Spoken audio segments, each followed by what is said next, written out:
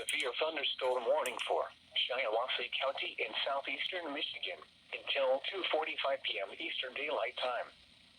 At 1:48 p.m. Eastern Daylight Time, a severe thunderstorm was located over Henderson, or near Shiawasse, moving southeast at 25 miles per hour.